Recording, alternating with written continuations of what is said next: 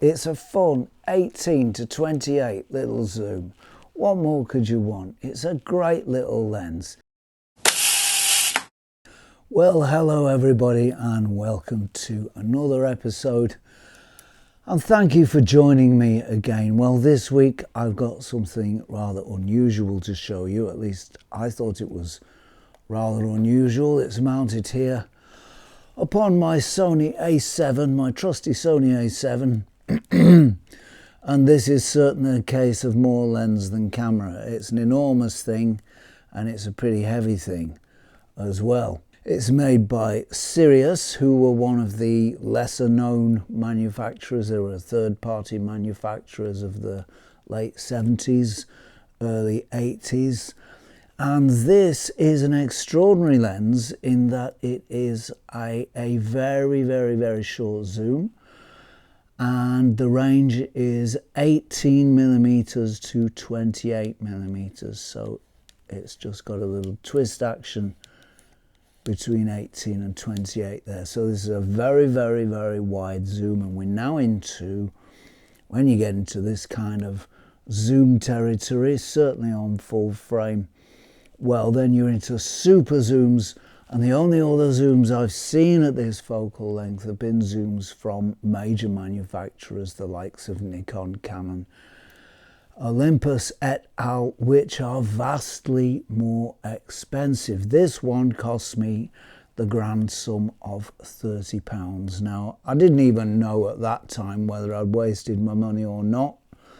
£30 is £30, but it was an interesting and unusual lens, so I thought it might be an interesting one to look at for the channel.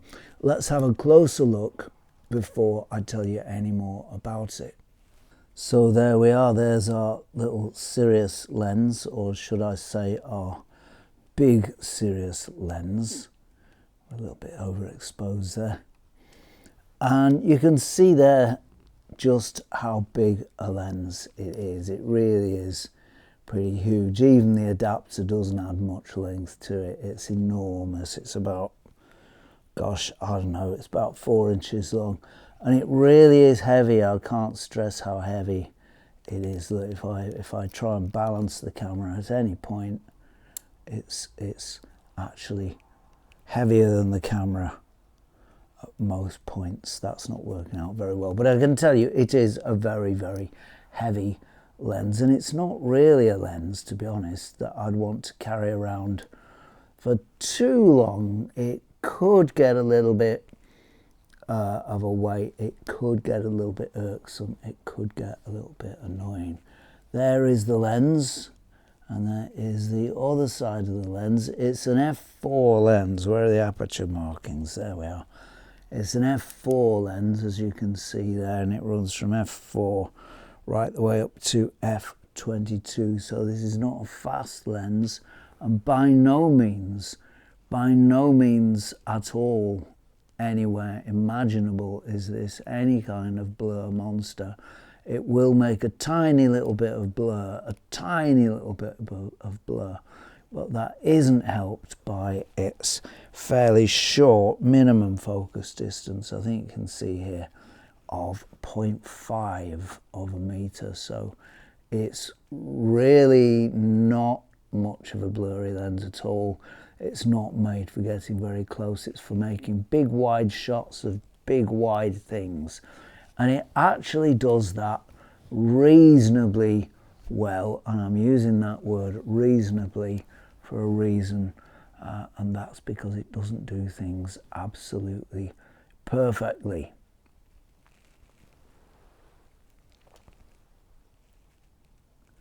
As for controls, well, we've got the aperture ring here right at the back. This is really, really easy to get your to locate while you've got the camera to your eye, because it's got this little silver nub on it here, so you can easily find that. This is the zoom ring, and I do get a bit confused between the zoom ring and the focus ring, which is right at the front there, but by and large the controls are pretty easy to find on this lens. So that's the lens in close-up, and you can see that it does have certain limitations. I think really its unique selling point is that 18 to 28 focal length zoom, and that's really what it's got going for it. It doesn't focus terribly closely, it only goes to 0.5 meters. How nice it would have been if it could have gone that little bit closer, say maybe to 0.3 or even to 0.2 meters. That would have been nice. Then we could have started doing something interesting with it and given it that little bit of a dual character that's nice to have on these lenses sometimes, but it doesn't have that. It only goes to 0.5 meters, and there we are. And it's a fairly slow lens as well. It's an f4 lens, and so even on a digital camera you need pretty good light for this lens. This is a daylight lens or a good indoor light lens, and even though we can push up ISO on our digital cameras, certainly on this Sony full frame I wouldn't want to go above 10,000. On my Fujifilm X-T3 I certainly wouldn't want to go above 6,000, and on this little GH2 here I wouldn't want to go above 1,500 or so. So I think about 10,000 ISO is your limit on here. So it's a fairly good light lens. This is not a lens to use in poor light. Now colour, as for colour, well, colours are actually quite nice with this one, and they do have the potential to be quite rich, quite strong, quite vibrant and quite punchy. And there are shots I've taken with it where colours have really come through, really shone through and really started to pop. However, it's very, very sensitive to changes in light, and the element's right at the front, and it's a very, very circular, almost a spherical element. It's got a lot of curvature on it is what I'm trying to say. So it's going to pick up any stray light that comes in from pretty much any angle. So really I think to get the best out of this, to get the best contrast out of this lens, and I think it's got more potential than I got out of it, is to use it with a hood. And that would need to be quite a big hood as well. It's a fairly large lens mouth here. I think it's about 55mm, and that will need a big hood to get the best out of it and to get the contrast as strong as it can be. Sometimes, in fact much of the time, the contrast on this lens is let down by its propensity to gather any stray light ray that happens to be in the vicinity. It can be a diffuse day, a day with diffuse light, it can be a day with strong light, but it will pick up any stray ray that comes near it. So you've got to use it with a hood. And because of that, many of these images were quite low in contrast. So on its own, as it is, as it stands, this is not a lens with very high contrast. If you manage to shoot with the light behind you and you don't get any stray light hitting the front of the lens at all, then the lens will show what it can do. Then the lens will actually come up with some nice contrast, some nice colour for you. But much of the time it is upset by even the slightest stray of ray of light. Ray of stray light is what I'm trying to say. It's very easily affected by rays of stray light, so you've got to use it with a hood, and that's got to be a pretty big hood as well. Right, when it comes to sharpness, this is not the sharpest lens in the world, and it doesn't give the best showing of itself, even wide open at f4, where it should have some pretty good inherent sharpness. Sometimes the images are soft. Now, I'm not sure, I may have made a mistake, because it's very, very difficult using focus peaking to get the focusing absolutely on point using this lens. The peaking is quite difficult to use because it is such a wide lens, and the peaking is quite easily confused. So this lens doesn't work really perfectly for peaking. It's not a lens that peaking works really easily on. So it's entirely possible that I might just have missed the perfect focus point on one or two of these shots. Some wide open shots I did manage to get acceptably sharp, but really to get anything sharp out of this lens, to get anything resembling very sharp out of this lens, you've got to knock it down, you've got to shut it down to f8. Even f16 I used it at and got some acceptably sharp results, in fact very sharp results at f16, but certainly f8 is where you need to keep it if you want very sharp results. If you're not that bothered about how sharp your results are, you can use f4, you can shoot it wide open, and it is the kind of lens that makes a big panoramic shot and that doesn't show softness terribly easily. So it is that kind of lens, and you can get away with a little bit of softness in your shot. Having said that, it's not the sharpest lens in the world, and it's not the easiest one to get right either, because it's easy to miss that focus point because of the focus peaking. As regards background blur, well, it's not a blur monster. It's an f4 18 to 28 short zoom, so it's not going to make you much blur at all, but what blur there is nice. If you're at minimum focus distance and you've got something in the far background, then that will take on some blur, and the blur effect it takes on is actually quite pleasant. It's really aesthetically pleasing. It doesn't have any swirl, it's not that kind of blur, but it's not the kind of blur that turns harsh. I can't find any harshness in it, and it's certainly not the kind of blur that turns harsh where there are vertical lines or horizontal lines. Very often you find lenses will really make harsh blur in those conditions.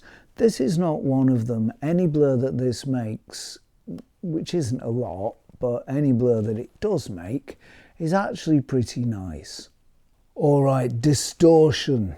Ideally on a wide angle lens, you don't want any distortion. So let's just have a quick look at the shots I've taken today.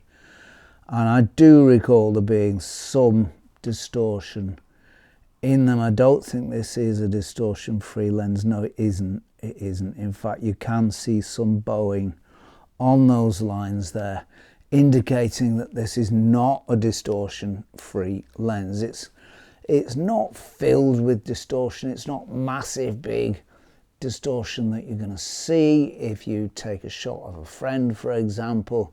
You're not going to see their faces grotesquely malformed. It's not that kind of distortion, and it's not that kind of severe, but it is there. This is not a rectilinear lens. This is not corrected for distortion. It's a simple 18 to 28 short zoom without any distortion correction.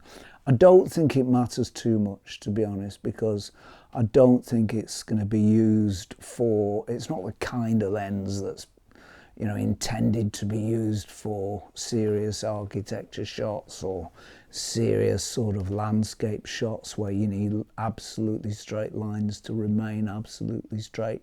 It's a fun lens. It's a lens for being out with your mates. It's a lens for taking wide shots of wide panoramic scenes full of air and light and space, and distortion is not too much to be worried about on this lens, partly because it's a lens that's mostly for fun, but mostly because there isn't that much of it. So yeah, pros, good points about this lens. Well, It's an 18 to 28 zoom and it cost me 30 quid. Where else are you going to find one of those? It gives acceptable images. You may have to do a little post-processing with some of them because it does lose contrast very easily. And personally, I'm the kind of photographer who doesn't really like post-processing. I don't do much of it. In fact, I hardly do any of it unless I have to rescue a shot that's almost beyond redemption and I've really messed up. Then I'll do a little PP to to just get what I can, if I can get anything out of it at all. But usually I just shoot JPEGs and I shoot them straight out the camera. I don't usually muck about with RAW too much because frankly, I know that's part of the process for some photographers, but for me it isn't. Frankly, I want the images out of the camera and I want them to look good out of the camera. And so I don't want to do a lot of post-processing. But the point is, you may have to with this one because it does lose contrast so easily. You may have to just bring that up in post a little bit. I'm sorry, the light is all over the place today and it's causing me to become rather irked. Wouldn't it be nice if there was a video camera that you could just push a button and it would do everything for you and it would take account of the variations in the light and, not mean that you have to do loads of post-processing? Wouldn't that be nice? I'm currently filming with a Fujifilm X-T3 and it really doesn't do that. Even in auto mode it really doesn't do that. The Sony A7 doesn't do that. The Panasonic GH2 doesn't do that. It would be so nice if somebody could just invent a camera that would take account of varying light conditions, because when you're doing YouTube, you're doing stuff on your own. You don't have a camera guy to make adjustments for you. So it really can be quite tough sometimes. Anyway, I'm going right off the point. The point is, what were we talking about? Pros. That's right. It's a fun 18 to 28 little zoom. What more could you want? It's a great little lens. It's very, very wide. It goes to the traditional length of 28 if you want it to, or it goes much wider to 18 if you want a little more width out of your shot than that. It's loads of fun. And it's a lens that you can use anywhere. You can stick it on your camera, you can take it out to parties, you can take it out to, I don't know, if you're going out a ride somewhere or a tour somewhere. It's a very, very versatile lens. Cons, well, that 0.5 meter minimum focus distance is not great in my eyes. I would like it to have gone much closer than that, to 0.3 or 0.2 centimeters. And also it's a very slow lens. Why make it an f4 lens? Why make it not at least an f2.8 lens? It's big and heavy. Maybe it would have had to be twice as big and heavy to be an f2.8. I really don't know. Back in the day the tech was different. But that's the lens. It's a nice little lens. It's a fun little lens. It's a cheap little lens, and it will give you the wide, short zoom experience for very, very little money. I bought this one for 30 quid. They're regularly on sale for 30, 40 quid. And I think they're pretty much at the price. They're a bargain if you want to just play around with some wide shots. A very nice lens, and well worth considering, well worth having a little play around with. So that's it from me for today. Thank you very, very much for watching. I hope this episode has been useful. I hope it's been instructive. I hope it's been helpful in some sort of way. Many, many thanks to everybody who keeps coming back to this channel to watch this show. I really do appreciate it. Many, many thanks to subscribers. That's a heartfelt thanks to you. Many, many thanks to patrons. That is a heartfelt thanks to you also. Thank you everybody for your support. As for me, I think that's it for now.